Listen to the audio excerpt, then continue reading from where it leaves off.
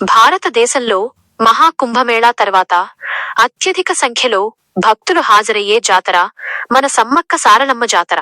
ఈసారి మేడారంలో కొత్త హంగులతో అమ్మవార్లను దర్శించుకోవచ్చు.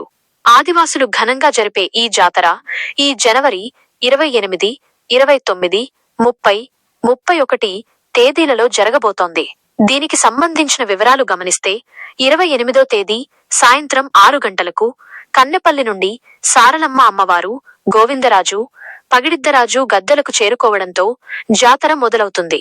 29న సాయంత్రం 6 గంటలకు సమ్మక్క తల్లిని చిలకలగుట్ట నుంచి గద్దె మీదకు తీసుకువస్తారు. ఇక 30వ తేదీన భక్తులు తమ మొక్కులను చెల్లించుకుంటారు. చివరిగా 31వ తేదీ సాయంత్రం సమ్మక్క సారలమ్మ అమ్మవార్లతో పాటు గోవిందరాజు, పగిడిద్దరాజులు వనప్రవేశం చేయడంతో ఈ జాతర ముగుస్తుంది.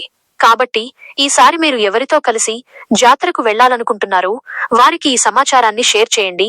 అలాగే కంటెంట్ నచ్చితే లైక్ చేసి సబ్స్క్రైబ్ చేయండి.